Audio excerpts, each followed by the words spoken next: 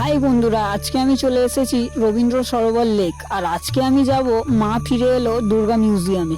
তোমরা কি দুর্গাপুজোর আগেই দুর্গা ঠাকুর দেখতে ইচ্ছুক? তাহলে তাড়াতাড়ি চলে আসো মা ফিরে এলো দুর্গা মিউজিয়ামে। মিউজিয়ামে প্রবেশ করার আগেই গেটের মধ্যে কিছু নিয়মপত্র লেখা আছে, সেগুলো ভালো করে পড়ে নিতে হবে। আর আজকে আমি পুরো মিউজিয়ামটা ঘুরবো আর তোমাদের সঙ্গে শেয়ার করবো। তো চলো বন্ধুরা, তাড়াতাড়ি ব্লগটা কন্টিনিউ করা যাক।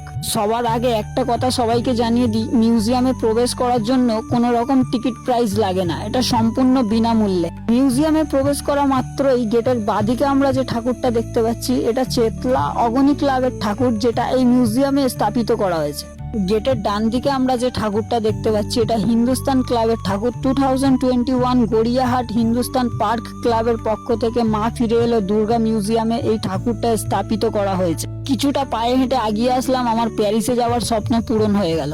কারণ প্যারিসের আইফেল টাওয়ার আমাদের শহর কলকাতায়। আমি তো দেখেই অবাক, আমি খুশিতে আর নিজেকে ধরে রাখতে পারছি না। আর এখানে বড় বড় করে লেখা আছে মা ফিরে এলো। আমার এই আইফেল টাওয়ারটা খুব ভালো লাগছে। তোমাদের কেমন লাগছে তোমরা কমেন্ট করে জানাতে একদমই ভুলবে না। এবার আমি ফাইনালি মিউজিয়ামের ভেতরে প্রবেশ করতে চলেছি। আর ওখানে সিকিউরিটি দাদাগুলো বসে রয়েছিল, দাদাকে আমি পারমিশন নিয়েই ভিডিও করেছি, কারণ এখানে ভিডিও করা একদমই অ্যালাউ নেই।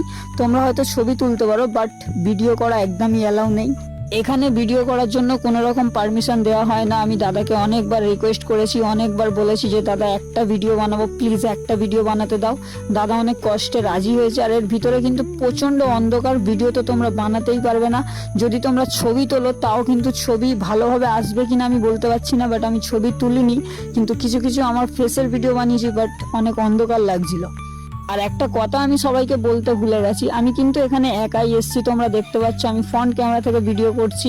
আর একটা চেতলার ঠাকুর দেখতে পেলাম, যেটা চেতলা অগণি ক্লাবের ঠাকুর। আচ্ছা, এখানে আসতে হলে কিভাবে আসবে সেটা তোমাদেরকে জানিয়ে দিই গাইস। তোমরা যদি শিয়ালদা থেকে আসো তাহলে তোমাদেরকে ট্রেন ধরতে হবে বজবজ লোকাল। বজবজ লোকাল ধরে তোমাদের লেক গার্ডেন স্টেশনে নামতে হবে। ওখানেই পাশেই আছে তোমার রবীন্দ্র সরোবর। রবীন্দ্র সরোবরে নেমে যাকে হোক জিজ্ঞাসা করলে বলে দেবে দুর্গা মিউজিয়াম কোথায়। আশা করি তোমরা হয়তো বুঝতে পেরেছো। আর আমি এখন দেখাচ্ছি এটা কিন্তু উপরের সাইডটা, মানে স্লিং সাইডটা।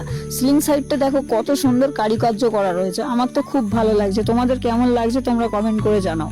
এখানে কিন্তু অনেকগুলো ঠাকুর রয়েছে, তোমরা হয়তো দেখতে পাচ্ছ। গাইস, আমি অনেকটা ঘুরলাম, আমি এবারে বাইরের দিকে চলে এসেছি। তোমরা দেখতে পাচ্ছ মিউজিয়ামের বাইরের দিকটাও কিন্তু খুব সুন্দর কারুকার্য করা রয়েছে, যেমন কিনা এখানে একটা ঘোড়া দেখতে পাচ্ছি। আর বাইরের দিকটা কত সুন্দর লাল পাথরের কারুকার্য করা রয়েছে। এখানে অনেকে আসে, এসে ছবি তুলে। বাইরের দিকটাও কিন্তু খুব সুন্দর জায়গা, তোমরা দেখো শুধু সবুজ আর সবুজ।